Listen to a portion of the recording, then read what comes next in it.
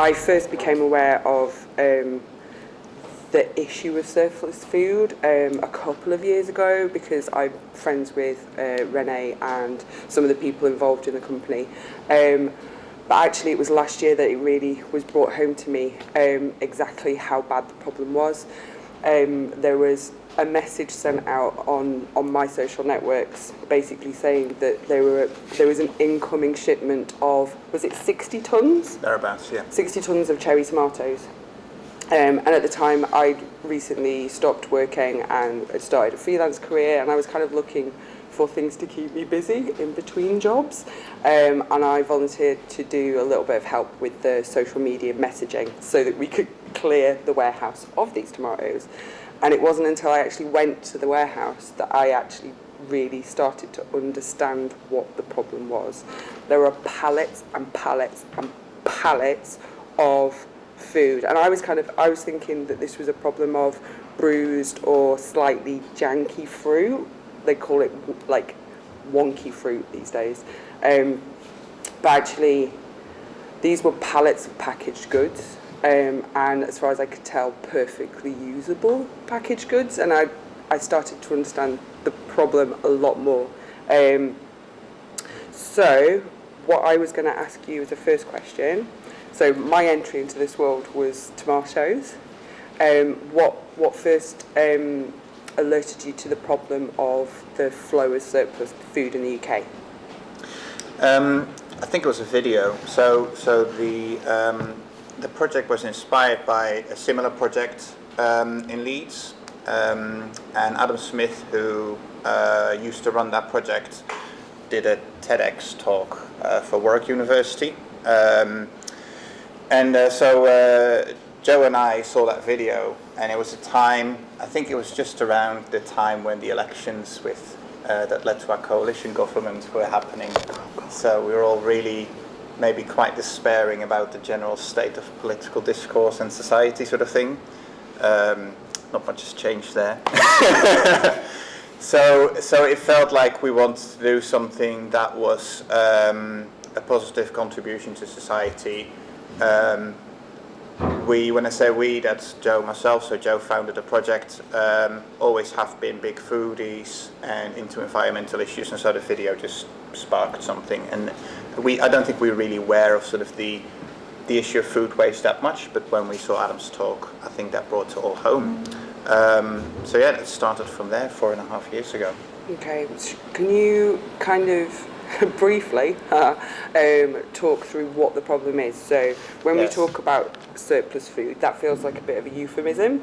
If we could be a little bit more honest about what we as consumers have done to the flow and supply, and then also we'll get into what the shops have done.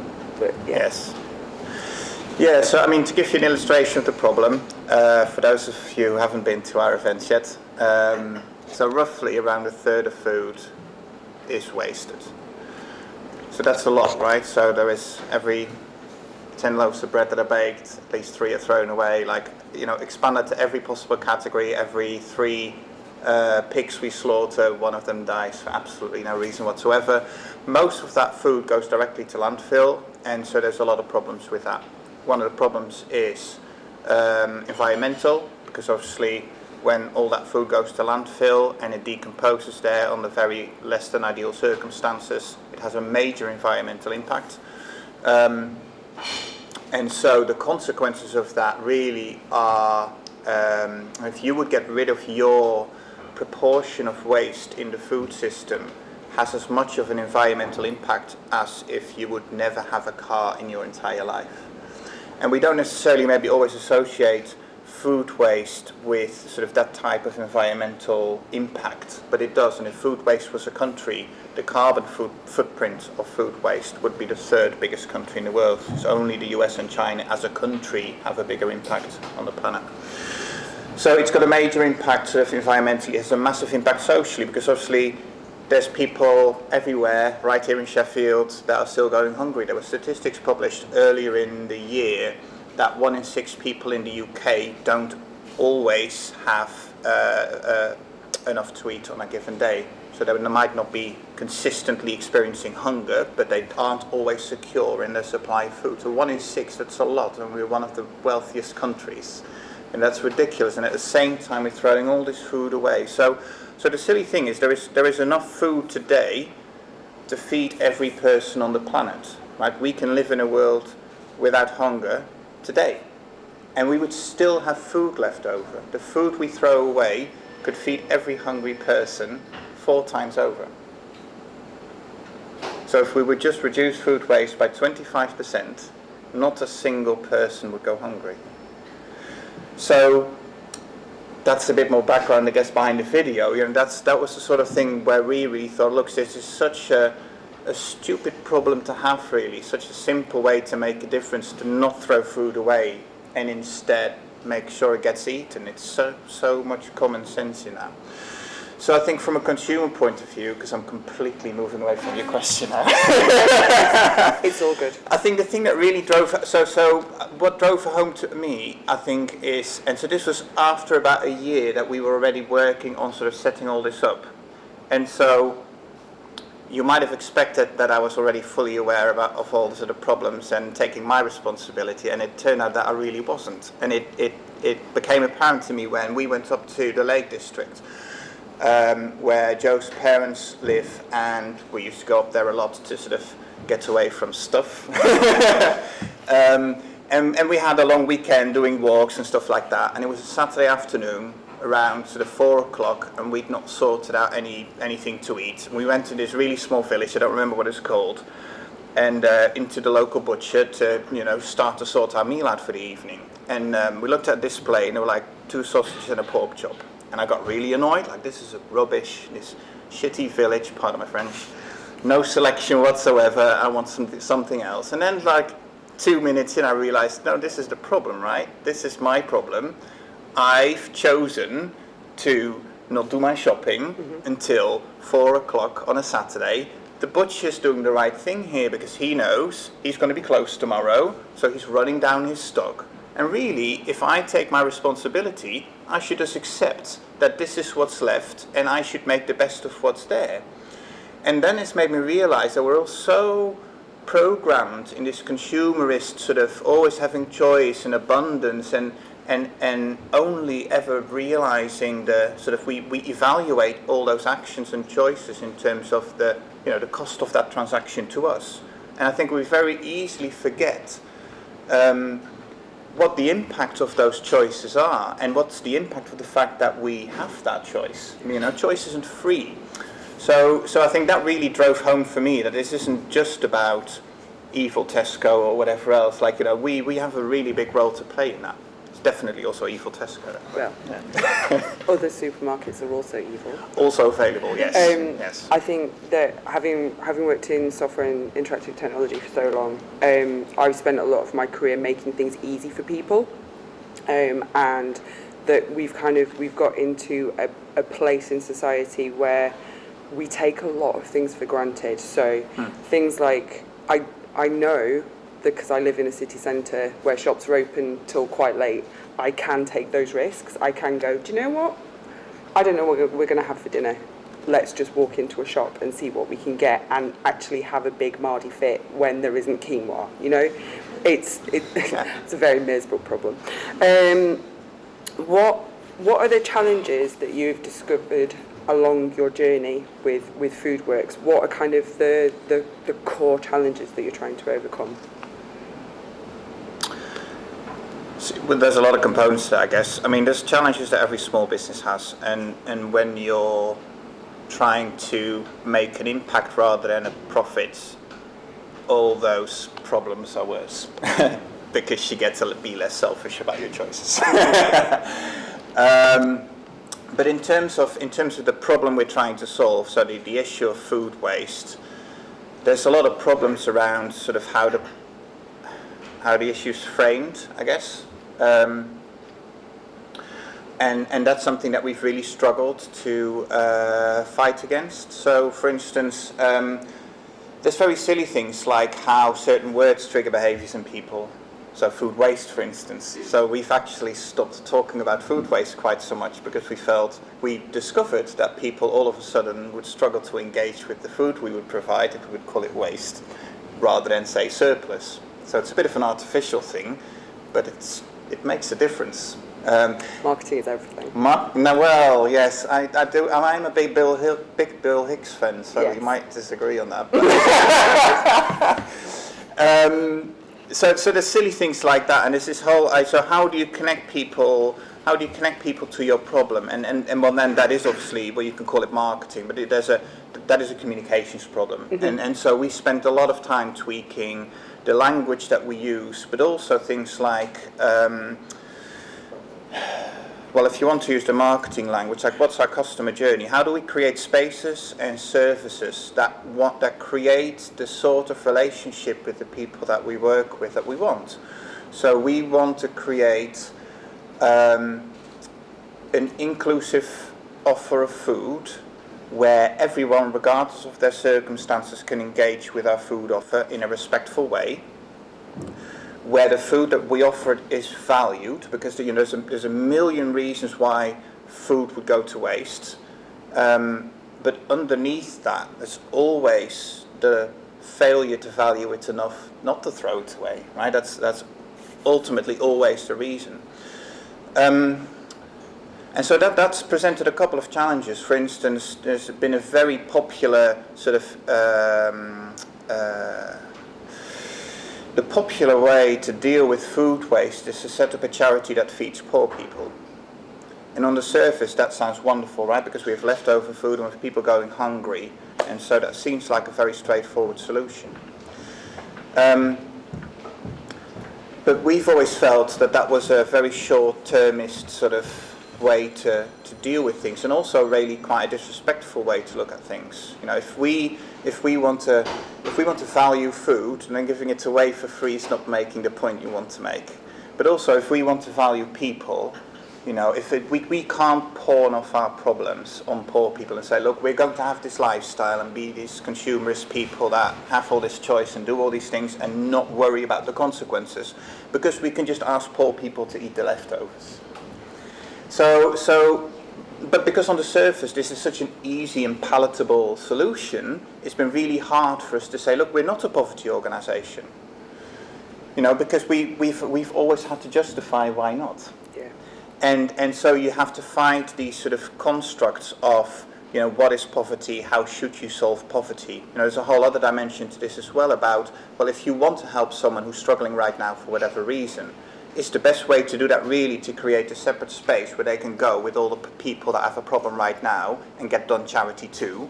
Or do you create spaces where they can just remain a part of normal society and interact with everyone else, be treated in the same way and not be segregated out? You know, and we've always felt like this, we need to be inclusive as a society, and everyone's issues are better solved when we all do that together with mutual respect and understanding, rather than segregating this off. But that's a much more complicated message. I think that like on the outside of the problem, you are, well, not the outside of the issue, you were effectively made a business. You've made something that has incoming and outgoing, and you are taking a resource and you selling it on, and you are creating value. But the other thing that you are doing is you've made an educational business. So I don't know if anybody's been to the warehouse, but in the warehouse, in the current warehouse, there's lots of posters and there's lots of messaging, and one of the core messages is, I can't remember, it's so beautiful. There's one of the lines is, if you value yourself, you should value your food, or something along those lines. Food has value, and so do you. And so do you. Yes. And I think I think oftentimes we get a little bit confused around how we help people without othering them. And I think a lot of the work that you do really really helps with that. So I think one of the core parts of what you're trying to do is manage logistics, and logistics is quite a boring subject. So in my notes it says logistics. you know, make it a bit more fun. But can you talk through sort of like from, maybe not from ground to the Foodworks Sheffield, but effectively, if we take an item, you can pick the item, maybe a pumpkin, because it's that time of year. If you took one item from beginning to end of its journey, you talk about the logistics and sort of how you intervene in the flow of this problem. Yeah, so a lot of waste, like there are things with food waste or surplus that are to do with, you know, dates and bruised bananas and all the things that come to mind when you think about food surplus. But yes, a lot of it is actually about logistics. So the premise really is that food is cheap, and people and logistics and, you know, warehouses, vans, whatever else are expensive. And so if you have a problem with both of those, binning food is often easier than paying for logistics. So there's a lot of examples of that. So for instance, some of the challenges in sort of the system and the I'm going to mention flow now. The flow of food, feels like I should do that. Is to do with the fact that we've got a very globalized economy. Now, our food comes from very far away, partially because we want to have this choice, partially because of how things like wages and all that work differently across the world. And it means that if we want to have all this choice in Marks and Spencer's on Ecclesall Road on a Tuesday afternoon, and we need to make sure that all this choice is available at 4 o'clock on the Tuesday afternoon, then all this food that has to come from tens of thousands of miles away, the forecasting that goes into getting that food here, guaranteed, there's a lot of margin for error here. And because food is cheap, it is easier to err on the side of caution and order too much and make sure you sell, rather than err on the side of caution in terms of, you know, being prudent, but risking not having all that choice and degrade your brand and your customer experience. And so there's lots of places in that sort of system where that forecasting has been generous, turned out to be too generous, and stuff is then binned. And literally binned because there is no... because the cost of doing something else with it is too expensive. So the thing that you can relate to maybe relatively easy, that is a good example, is if you order shopping online. Who orders shopping online? I don't actually. I used to, until I went to this So warehouse. if you order your shopping online from whichever retailer you want to use online, and for whatever reason it turns out that you're not in to take your delivery, you might think that your food goes back to whatever warehouse it came from and then it'll go out another time. And actually that's really expensive to do, because your food lives in a warehouse with lots of other food, then it gets picked and moved to a distribution depot that's close to Sheffield. From the distribution depot it goes to your house, and if you're not in, it has to go back to the distribution depot and be held there for returns, which means you need a bigger depot, which means you need to pay someone to do the return journey to the food warehouse, which means you need to pay someone to sort it back into stock. That's a lot of money. So it turns out that it's cheaper to insure yourself against your customer not being at home, claim it on insurance, and bin everything. So some of the food that you will have seen in the warehouse is actually shopping. There's people shopping coming in, or the fraud detection kicked in too late and it's already at the distribution depot. Bin it. And so we get people shopping in every day. We also get some bruised bananas, but we get people shopping in sides of salmon, bottles of whiskey, just shopping. Similar to that model of sort of online retailing is, it means that if you're going to order from a retailer that offers you a pint of milk, delivers to your doorstep in a couple of hours' time when you forgot to go to the supermarket, that requires a lot of buffer stock, just in case you order that pint of milk. And then because as a consumer you want to have that milk with at least 4 or 5 days on it, because if you get milk with 2 days left on it, you're going to complain. If that forecasting went a tiny bit wrong and all of a sudden this milk has 2 days left on it, this retailer is going to get rid of that because they don't want the customer complaints. So we get lots of stuff in that, still well in date, it's perfectly fine, it's not damaged in any way, but it's hit what they call a shrink date, and so it's purged because it's all about customer experience, customer choice, and because we've become very critical, and so both retailer behavior and our learned behavior, it keeps reinforcing itself into this really, really damaging circle. Yeah, and we've worked ourselves into a bit of a corner.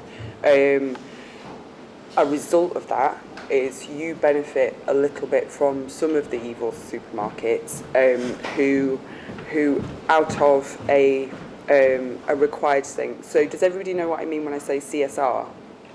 Corporate social responsibility is something that large corporations are somewhat obliged. There is some legalese around this. I can't remember where it is, but there are breakpoints depending on how big you are as a business, where you are required to actively do something within the local community to reduce your impact on that community. And I know that Foodworks benefits somewhat from some supermarkets' CSR policies, in that instead of taking the online food orders back to their own warehouse, they now just deliver them directly to you. We pick them up.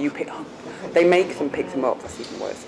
I want to talk a little bit about the tokenism of that CSR and the fact that they've kind of now got into and it's almost like a marketing problem has now become a marketing opportunity, and that some supermarkets are selling wonky vegetables and also taking great pride in supporting charities and organisations like you. Yes. Yeah, and again, I think it sort of goes back to what we were talking about earlier about sort of how do you frame the problem. And I'm a big believer in sort of systems thinking. I think most problems are best solved when you really go back to basics, and there's probably somewhere there where you've gone wrong that's led to all these issues. So yeah, so corporate social responsibility. I also feel I need to put air quotes. It's an interesting topic. I think for most of the major retailers, this is a marketing problem. So when we started 4.5 years ago, none of the major retailers would even talk to about this. They did have no waste. Now we're like, I've seen your bins, I know you have waste. But this was not a problem they were interested in. They became interested in the problem when you, Fernie, Whittingstall, or whomever else started to have programs about, raising the issue of food waste. And all of a sudden there was a bit of public outrage and interest in this problem, and so then it became a problem for supermarkets. And the problem was to deal with the customer outrage. The problem wasn't to deal with food waste, and that's a subtle difference. So we became the solution to that problem for some supermarkets. And so there's two ways to look at this, I guess. The way that the problem's now often portrayed is that there's loads of people going hungry, and look at us having this food that we're giving away for free to support poor people in society. Aren't we wonderful? My favorite example is there was an article from Asda, I think, who they set up a partnership with FareShare, or a similar organisation to ourselves, but works slightly differently. And they said, we've just made £1 million investment into FareShare's infrastructure to help feed poor people with our surplus. And it's disingenuous, I think, on many levels, because on the most important level, the poverty isn't solved by feeding people, right? Poverty is solved by paying people more. And so, if you want to solve poverty, ASDA should probably not invest £1 million into FareShare infrastructure. It should probably invest £100 million into paying their staff a living wage. So there is issues on that level. But if you look at sort of the model of us picking up, charitable redistribution is really expensive. Right? Waste is really expensive. If you're a supermarket and you have to bin all this food, you have to pay landfill costs. You have to pay waste companies to come and pick all this up. This costs a lot of money. This costs stores tens of thousands of pounds a year. it costs us a lot to do all of this, because we go and pick all this up now. The reason the only way we make that work is we have 200 fantastic volunteers who feel passionate about this problem needing to be addressed in some way or another. And so ourselves and lots of other charities, lots of people break that back because they want to make a difference and pick up all this food from these supermarkets to try and find a good home for it. But whether you express it in money or in people's time or in the exhaust fumes of the cars driving around doing all of this, it's a really expensive thing to do. And so what's really happened now in my perspective is supermarkets have a problem, which is they have an unsustainable model in terms of the amount of waste they produce environmentally, in terms of the social impact of that waste and the people we're not feeding and all those sort of things. So they have a problem, and we're now solving it for them, not only for free, actually we're saving them money in the process, right? So this is a really weird realization for me, is to think, well, so now I'm working with the supermarket, I'm saving you tens of thousands of pounds off the back of our volunteers and some of the funds we raise through income.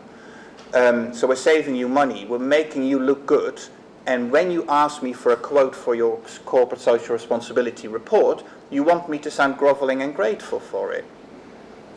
That's a bit rich, really. Yeah. Isn't it? Excuse my French, but it's fucking awful. Yes.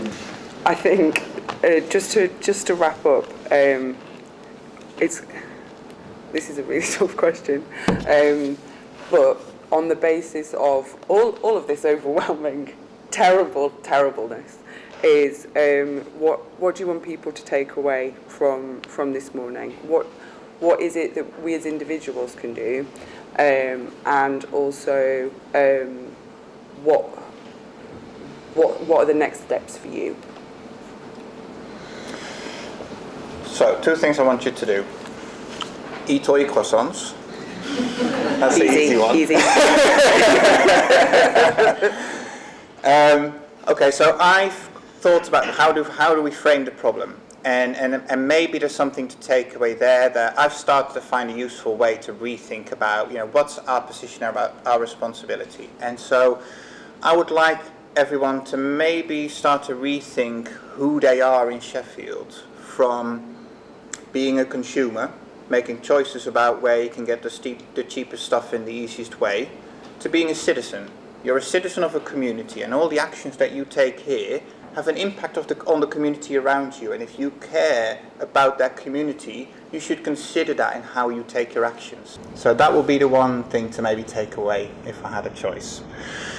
In terms of ourselves, so we're starting to reconsider now is how to address this problem. Like as a project in some ways we're quite successful, we make a big difference, we feed loads of people, we're starting to become financially stable, and that's great. But what I don't actually want is for us to become an organisation that's made a business out of a problem, and now we become complicit to this problem continuing because we're depending on it, right? We're here to solve a problem, and if we can solve the problem and it means we no longer exist, that should be the ultimate aim. So we're trying to transition. How can we get away from feeling like maybe now we're a barrier to further change because we've solved the supermarket's problem, even though we haven't solved the actual problem, to actual genuine change. And so that is much more focusing on supporting what a local food system should look like, and maybe that's more about, for instance, working with local growers rather than with supermarkets. Because, for instance, farmers who grow cauliflowers are told regularly, your cauliflower is the wrong shade of white, I don't want it in my store. Why? And now, Genuinely. Oh man. There are, I've gone into food production companies. They have, when they make the tins of the plastic tins of soup, they are judged by RAL colours. Like you go to home base for paint. Yeah. Yeah, there's colour charts. They need to be within a margin of a certain colour. Like that's how we specify our food. It's an industrial process. So farmers get told your cauliflower is the wrong shade of white. We no longer want it, and now it's no longer economically viable for that farmer to harvest it, because there is not necessarily a route to market for those cauliflowers if Tesco or whomever else doesn't buy their 5 tons of cauliflowers. So we've got a lot of logistical infrastructure, and because we're not a traditional charity but a social enterprise, we have some economically viable routes to market. Can we use what we have to work with local farmers, local food producers, to give them, when they are genuinely the victim of the system, and that's the reason why they have surplus, can we use that to unlock that to the market and support them? It's almost like truncating the whole thing, so taking out the logistics and talking directly to suppliers. Yeah, exactly, and taking the globalist system a bit out of the equation, and becoming an intermediary there. So that's what we're looking at. On the short term, though, we're moving warehouses first, so we've been kicked out of our current warehouse. We're nearly done with heads of terms. We're hoping in November to move closer to Wyburn. So there'll be a lot of work to do, a lot of putting in new floors and electrics and all that sort of thing, putting big kitchen containers onto yards. If anyone wants to help with any of that, get in touch. Have you solved your refrigeration problem? Because I know that the last time I was there, they have a room full of old refrigerators. Yeah. Full of old refrigerators. 35. Yeah, it's not. Yeah, so we basically they're basically like shipping containers. It's a shipping container size fridge. So we have one of them now. Awesome. Yeah. So yeah, we're looking to move and then looking to start building a local food system. If you're interested in that, so we're not doing that alone because these problems aren't solved alone. This is systemic problems. So we are part of a growing network of food businesses and charities and organisations. It's called Chef Food. And so that's a network through which we're trying to bring together all different actors in the food system in Sheffield to get this momentum for a more sustainable food city. Yeah, it's very much a local problem for local people. For local people, yes. Do you want to do questions or? I think I'm conscious that we've overrun a little bit, so if anyone wants to dash off to work, do so, take a pastry and leave the road. If not, we've got time for a couple of questions, if anyone's got a question already. Or you could just ask. No pressure. That's fine. But seriously, everyone take a pastry. Yeah, so. It's a bit of a sort of personal query, really, but I've got a lot of them. Yeah. And so we're not sort of sufficient at all, but we quite enjoy growing sort of new things and do it mainly to enjoy it. But I do sometimes think we're sort of growing this food and there's all this food at the supermarket. And I think, should we be eating that food at the supermarkets because it's going to go to waste? And I just wonder what sort of thoughts are on that. No, you should grow your food and eat your own food. Eggs is nicer. No, like so. Look, the long-term solution to this is for us, and whether us as a person, or us as a city, but for us to be more self-sufficient in our food. That needs to be the long-term solution, and so building that is always a good thing. And in a transition, there will always be inefficiencies in, where the old system is still existing and you're building something new, but that's not a reason not to build the new one. So no, definitely keep on growing. Also, I'd say it's an economics problem, and behaviour often drives economics. So if you're not spending as much at the supermarket, they know about it, and it's a market. Your behaviour will drive change.